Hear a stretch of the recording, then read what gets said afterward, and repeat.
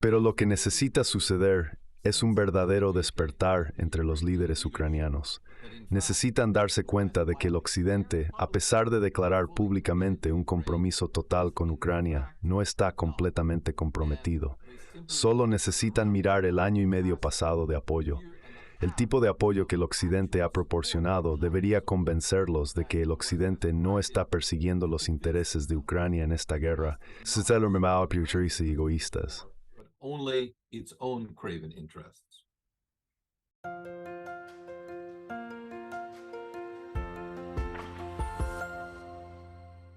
Hello everybody, and welcome. Hola a todos, y bienvenidos a otro programa con el único e inigualable Nikolai Petro, nuestro principal experto en temas políticos de Ucrania y Rusia. Nikolai es profesor de Ciencias Políticas en la Universidad de Rhode Island y ha publicado la maravillosa obra La tragedia de Ucrania, lo que la tragedia griega clásica nos puede enseñar sobre el conflicto. Pero hoy queremos discutir una de sus últimas publicaciones titulada Para terminar la guerra en Ucrania, exponer sus mentiras fundamentales.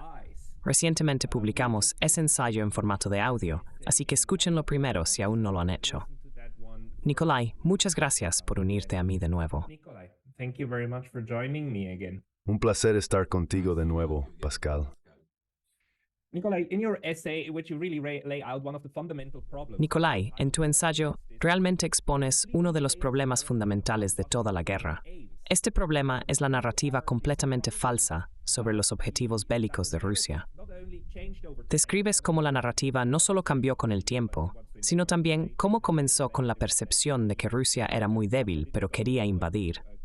Luego, cuando Rusia invadió, el hecho de que no avanzara hasta Kiev se usó en su contra por la OTAN. También tocas la falsa elección que ahora se está creando, sugiriendo que o se envían tropas de la OTAN o se perderá Ucrania. Occidente ha marcado este conflicto como uno existencial. ¿Por qué crees que los estrategas occidentales han atribuido tanto mal y malicia a Rusia? Estrategas realistas como tú, Lassinann Mearsheimer y otros, han dicho que Rusia en realidad no quiere invadir. Has proporcionado muchas indicaciones de esto en tu ensayo. And we've got a lot of indications which you enumerate in your essay. Well, the first reason, La primera razón para esta demonización, como señalo en el ensayo, fue para reunir apoyo en torno a una política de sanciones extensas. Estas sanciones, que actualmente suman más de 18,000, tenían como objetivo devastar rápidamente la economía rusa y llevar al fin de la guerra. Sin embargo, cuando esto no sucedió, la narrativa se reforzó. El Occidente está ahora demasiado comprometido con derrotar a Rusia como para retirarse de una manera que le permita salvar la cara. Por lo tanto, se ha convertido en una lucha existencial, en mi opinión. Es existencial para el Occidente y para Ucrania, pero mucho menos para Rusia. existential for the West, however, and for Ukraine, much less so for Russia. Something that drives me nuts. Algo que me vuelve loco es la forma en que los medios occidentales cuentan las narrativas históricas. A menudo no tienen sentido o son mentiras descaradas. Una cosa que a menudo se pasa por alto, que mencionas en tu ensayo, es que Rusia no anexó estos territorios hasta bastante tarde en los combates. Aún más interesante es que hasta 2022, Rusia nunca reconoció la independencia de las dos repúblicas de Donbass. Según el Acuerdo de Minsk, estas debían ser regiones autónomas dentro de Ucrania, y Rusia se adhirió a este acuerdo. Esto fue una señal clara durante 7 años de que Rusia no quería estos territorios. Quería que el área fuera estable, segura y no una amenaza. Sin embargo, estos hechos se omiten y se crean otras falsedades sobre lo que dijo Putin. El Estado ruso dice muchas cosas, y una de las personas más citadas en Occidente es el señor Medvedev. A pesar de sus declaraciones escandalosas, ya no está en el poder. Es el jefe adjunto del Consejo de Seguridad y no tiene poder real. Sin embargo, se le cita con frecuencia. Cuando hablan figuras oficiales rusas, a menudo se ignora para crear una narrativa falsa sobre la Rusia malvada. ¿Puedes explicar por qué es posible ignorar todos estos hechos y crear una narrativa de guerra en Occidente?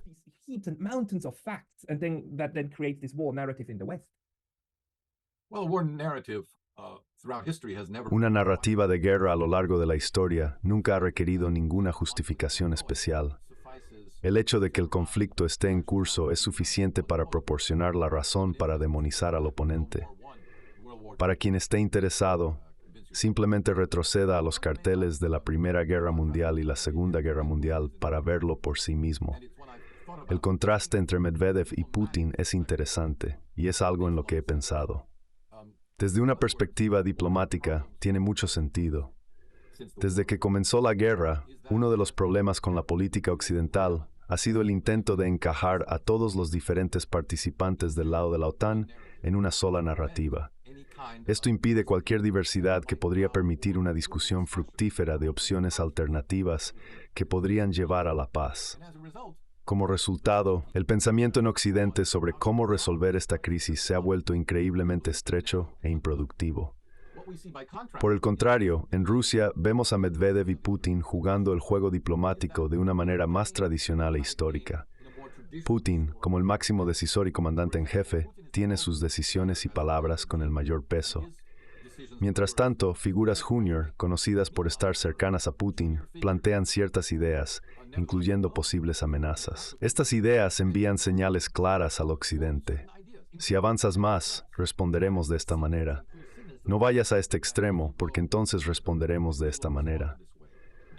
Tener esta diversidad en pronunciamientos públicos es muy beneficioso para la diplomacia y la conducta de la política exterior. Es una de las catástrofes de Occidente que hemos perdido la capacidad de entender e implementar estos matices en nuestros diálogos. to both understand and implement this sort of nuances in our dialogues. This is a wonderful observation. Esta es una observación maravillosa, especialmente cuando consideras cómo se conducen los rusos y el lenguaje que utilizan en entornos diplomáticos oficiales. La semana pasada, el lunes, hubo una reunión del Consejo de Seguridad que Rusia convocó para discutir una vez más sobre Ucrania. Siguen haciendo esto repetidamente. La semana pasada, el señor Lavrov incluso fue a Nueva York él mismo para presentar su caso. Estaba muy tranquilo, exponiendo sus puntos metódicamente. Habló sobre la participación de mercenarios franceses y cómo Rusia había matado a muchos de ellos en un hotel. Expresó su preocupación sobre la dinámica general. También mencionó que ahora Estados Unidos tiene que reconocer que muchas de sus armas no están llegando al campo de batalla, sino que en cambio están siendo desviadas al mercado negro. Investigadores estadounidenses están yendo a Ucrania para investigar este asunto, y Lavrov les deseó suerte. Él entiende el grave peligro de la situación. Los rusos son capaces de participar en una diplomacia sofisticada, algo que el Occidente parece haber perdido completamente. Estoy muy preocupado de que esto pueda ser, porque en Estados Unidos y Europa, el poder no está centralizado. Nadie realmente tiene la autoridad para influir significativamente en los eventos. Se siente como si el Occidente estuviera volando a ciegas. ¿Estás de acuerdo con esta evaluación? ¿O crees que esto sigue siendo una estrategia de la OTAN? ¿O es más sobre el desafío de la coordinación y la incapacidad para hacerlo efectivamente?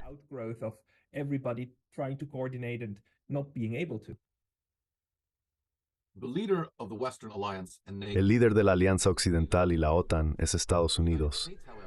Sin embargo, Estados Unidos se ha paralizado, especialmente debido a los conflictos dentro de su establecimiento político. Estos conflictos están surgiendo en el contexto de las próximas elecciones presidenciales y congresuales este otoño. Muchos analistas políticos occidentales y estadounidenses reconocen esta parálisis como un problema. Sin embargo, no hay salida de esta parálisis porque, en un año electoral, todas las preocupaciones extranjeras se relegan a un segundo plano. Cada problema global se filtra y se utiliza como un punto en la campaña electoral estadounidense. Esto es muy importante de entender al tratar de comprender las posibilidades del Occidente para participar en la diplomacia o incluso alterar su estrategia militar actual. Actualmente, todo está en pausa y en espera.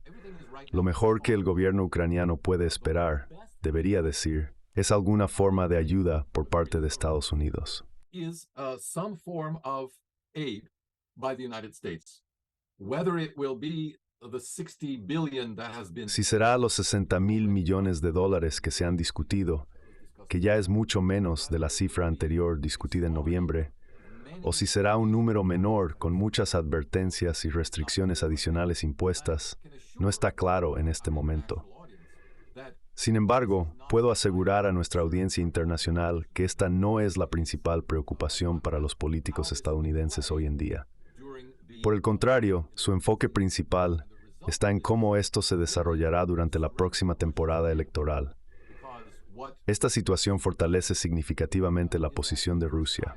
Por primera vez, Rusia tiene una posibilidad seria de influir en el resultado de las elecciones estadounidenses.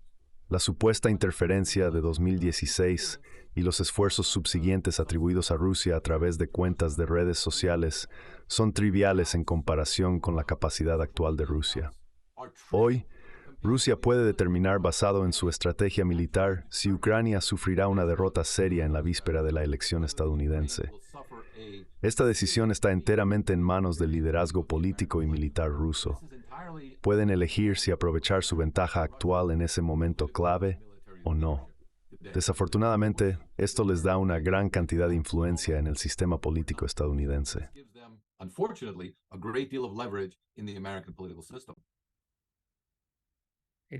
Fortalecerá la mano de los candidatos que dicen que deberíamos desvincularnos de Ucrania.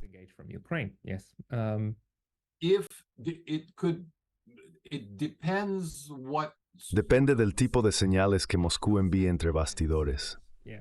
Sin embargo, si las fuerzas ucranianas sufren grandes derrotas como resultado de una posible contraofensiva rusa, los republicanos ciertamente utilizarán esto para culpar a la administración de Biden por el desastre. ¿A quién se culpa? No veo a nadie. No veo a nadie más. Voy a discrepar un poco contigo en eso. El desastre de la política de Estados Unidos en Ucrania comenzó hace muchos años y ganó impulso en 2014. Para entonces, el resultado era inevitable. Se habló de alcanzar un acuerdo a través de los acuerdos de Minsk. Sin embargo, Estados Unidos se opuso a ello y alentó a Francia y Alemania a hacer lo mismo. En última instancia, todas las partes occidentales involucradas en los acuerdos de Minsk, mientras pretendían apoyarlos, no trabajaron genuinamente hacia la reintegración de la región de Donbass en Ucrania. En cambio, como más tarde admitieron Merkel y Hollande, utilizaron los acuerdos para fortalecer el ejército ucraniano para un posible ataque a Donbass.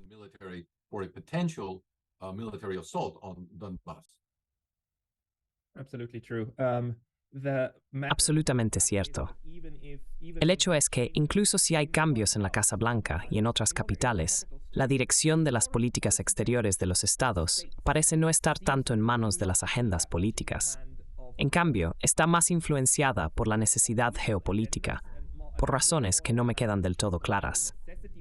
Esto significa que incluso un cambio en Estados Unidos, por ejemplo, si Donald Trump ganara las elecciones, podría no mejorar las cosas. Esto se debe a que las fuerzas subyacentes y los líderes permanecen iguales. Por ejemplo, Victoria Nuland es ahora la subsecretaria de Estado adjunta. Pero permíteme cambiar el enfoque a Rusia, ya que eso me parece más intrigante. Hay un problema significativo para Rusia, incluso si logran lanzar una gran contraofensiva. Digamos que logran tomar Kiev. Pero Kiev no lo es todo. En el oeste de Ucrania hay unos 24 millones de gallegos que para ahora se han vuelto tan antagónicos hacia Rusia que es difícil imaginar un proceso de reconciliación. ¿Qué haría Rusia con 24 millones de gallegos, incluso si estuvieran bajo su control? ¿Crees que eso podría ser un objetivo para Rusia o no?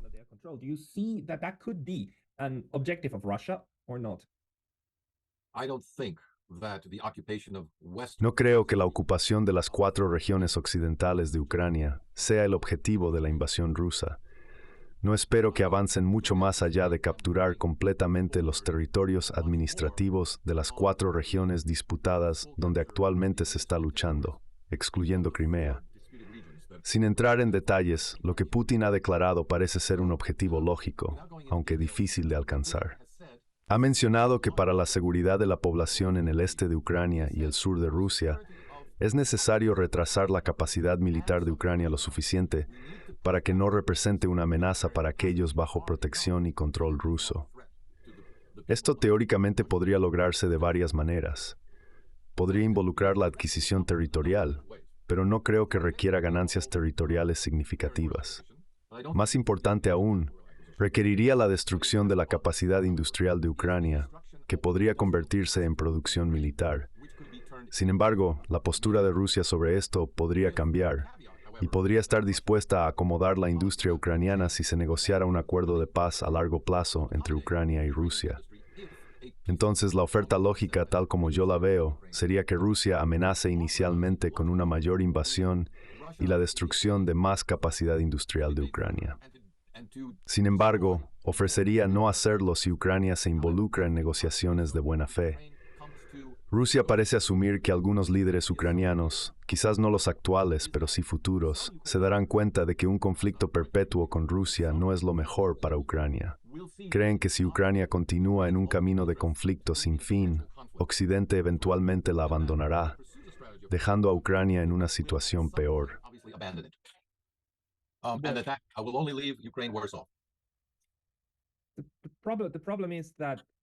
El problema es que al Occidente le encanta el hecho de que puede involucrarse en un conflicto con Rusia sin desplegar sus propias tropas. Deja a Ucrania soportar la peor parte del conflicto, sufriendo las bajas y la destrucción. Luego, Occidente afirma que está salvando a Ucrania, mientras que, en realidad, está destruyendo los cimientos y capacidades del país. Es por esto que estoy extremadamente enfadado. Desde una perspectiva rusa, parece que han abandonado cualquier esperanza de resolver la situación pacíficamente.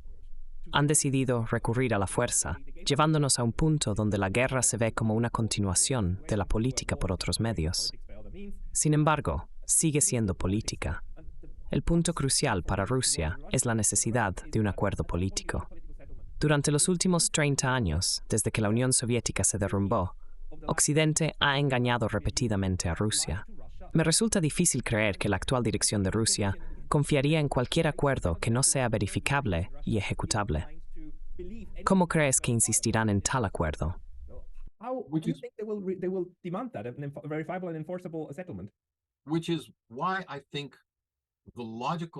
Por eso creo que el camino lógico hacia la paz es diferente de lo que algunos analistas creen.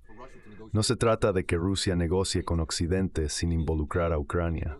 En cambio, es crucial que Rusia negocie directamente con Ucrania. Este enfoque destaca para los ucranianos que su supervivencia depende de negociar con Rusia.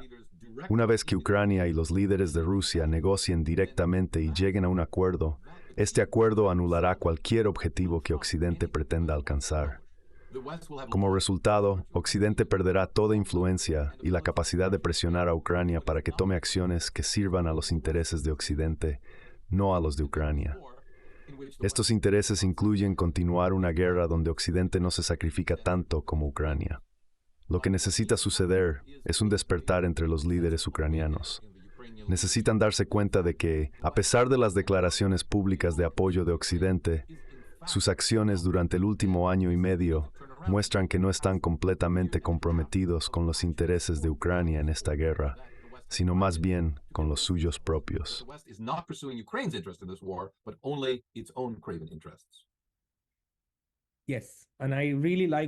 Sí, y realmente aprecio la perspectiva que proporcionaste.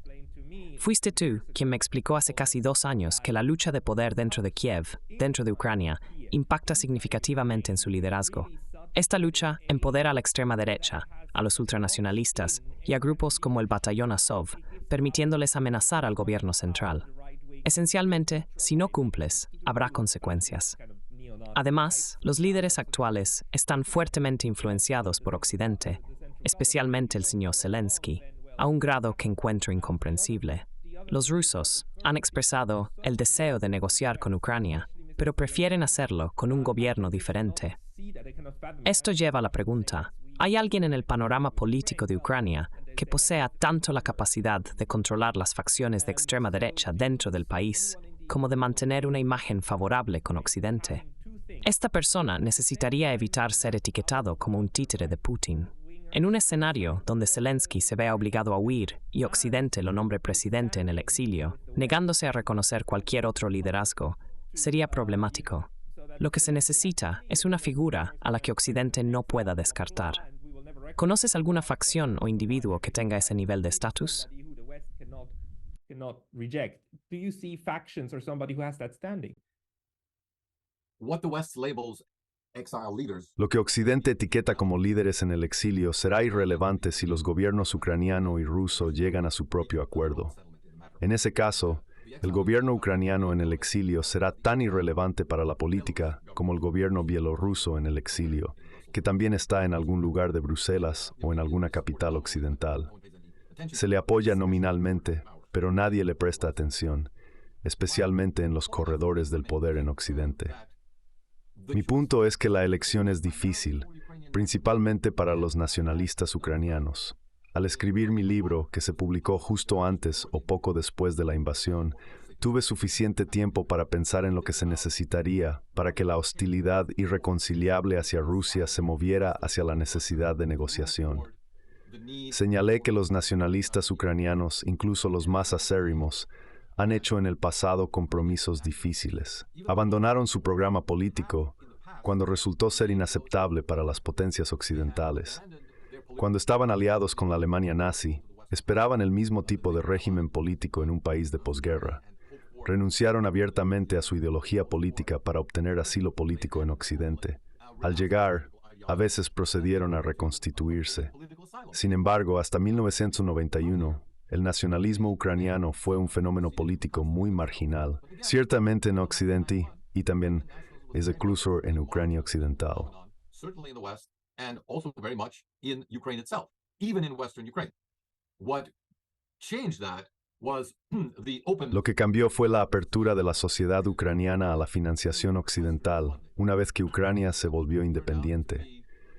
Esto resultó ser una fuerza muy destructiva, porque los nacionalistas ucranianos occidentales, que se habían establecido en Occidente, decidieron apoyar a las fuerzas políticas dentro de Ucrania, particularmente en el oeste de Ucrania, que eran extremadamente divisivas. Esto causó una ruptura dentro de la política ucraniana entre el oeste de Ucrania y el este de Ucrania, dos culturas que son completamente diferentes. Las diferencias entre ellas fueron exacerbadas por la retórica y la financiación proporcionada por los emigrantes ucranianos occidentales que regresaban a Ucrania. Esto fue luego apoyado como parte de la política occidental hacia Ucrania. Creo que el momento en el que los nacionalistas ucranianos cambiarán su actitud y comenzarán a considerar la necesidad de negociar con su peor enemigo, actualmente Rusia, llegará cuando reconozcan que la única alternativa a la negociación es la destrucción de Ucrania.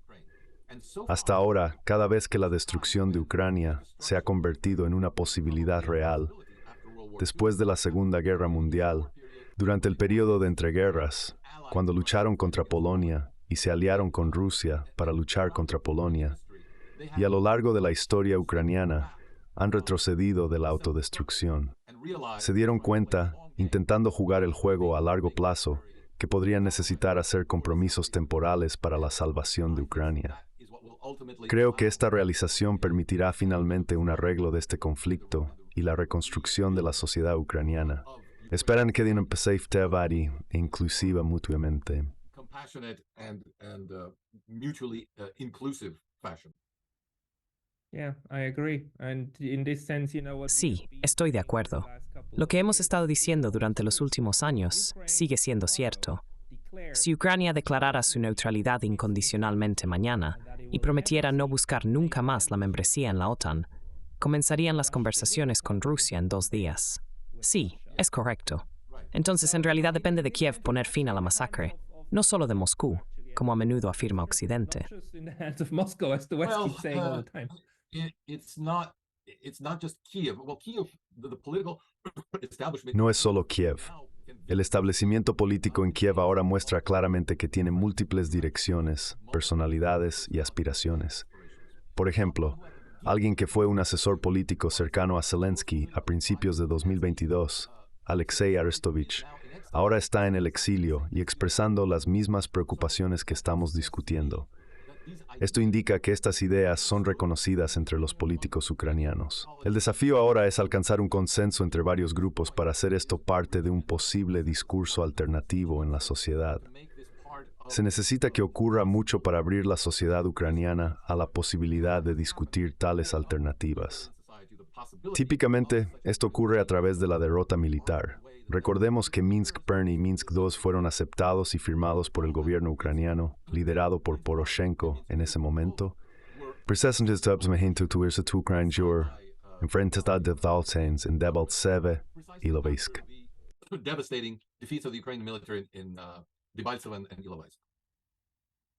True. In this sense, Cierto, again, cierto. the current Y en warfare este sentido, la guerra actual sigue siendo una extensión de la política. Vivir en Japón, un país que se recuperó y experimentó 70 años de prosperidad continua después de ser devastado por ataques nucleares, me da esperanza. Espero que Ucrania tenga un futuro próspero. Sin embargo, lo que necesita es la voluntad de reconstruir y crear un buen futuro. the will to surrender and then to actually rebuild a good future. Surrender is a difficult concept to sell right now. Rendirse es un concepto difícil de vender en este momento en Ucrania y en Occidente. Dejando de lado a Occidente, necesitamos pensar en el futuro. No deberíamos enfocarnos en lo que hemos perdido, sino en el potencial de ganar aún más y de reconstruir Ucrania. El discurso político ucraniano a lo largo de la guerra se ha centrado en la supervivencia. Sin embargo, después de ganar, todavía necesitaremos hacer mucha introspección y reforma. Necesitamos democratizar y hacer que las élites políticas y financieras ucranianas sean más responsables. Este es un tema que puede unir a todos los ucranianos, ya sean reformistas, prooccidentales o prorrusos. Todos se dan cuenta de que hay una tremenda necesidad de cambio dentro de la sociedad ucraniana. Sin detenernos demasiado en este punto, podría ser posible presentar no solo la victoria de Ucrania como una oportunidad para una transformación social para mejor, sino incluso una ucraniana como una oportunidad para una Ucrania mejor. But even potentially a Ukrainian defeat as opening the door to a better Ukraine. And that is definitely Eso es definitivamente algo que los rusos necesitan intentar proporcionar. Necesitan decir, vamos a ayudar, queremos ayudarte. De hecho, los rusos siguen diciendo, no queremos destruir Ucrania, queremos ayudar a Ucrania, somos una nación hermana, se supone que debemos llevarnos bien. Nunca he visto realmente una guerra luchada donde un lado sigue diciendo, ustedes son nuestros hermanos. Espero que en algún momento esto suceda. I do hope that at some point that will arrive. It certainly won't come from the West. No. But there is an Ciertamente no vendrá del oeste. No. Pero hay otro grupo del que realmente no hablamos lo suficiente. Simplemente asumimos que en el momento de su incorporación a Rusia, se convirtieron completamente en rusos. Sin embargo, me gustaría recordarle a la gente que las 4 regiones orientales y Crimea que actualmente están bajo control ruso están llenas de personas que son, sí, ciudadanos rusos, pero también se consideran culturalmente como parcialmente ucranianos. Este no es un país extranjero para ellos. Hay contactos en ambos lados. Ellos de ese lado de la frontera en los territorios ahora bajo jurisdicción rusa, pero anteriormente parte de Ucrania, desearían mucho ver restablecidos los contactos cercanos y las relaciones normales. Estas personas no les son ajenas, les son muy cercanas en las regiones fronterizas. Así que creo que son un recurso poderoso que el gobierno ruso podría utilizar para reconstruir las relaciones a nivel de persona a persona en Ucrania, entre los ucranianos del este y los ucranianos del centro y oeste. between Ukrainians in the east and Ukrainians in the center and west. Sabes, Nikolai, una de las razones por las que realmente me gusta hablar contigo es que siempre me voy de nuestras conversaciones sintiéndome mejor de lo que estaba al comenzar. Esto se debe a que constantemente distribuyes esperanza, así que te agradezco mucho por eso. Y gracias por tus percepciones hoy. Gracias. Today. Thank you.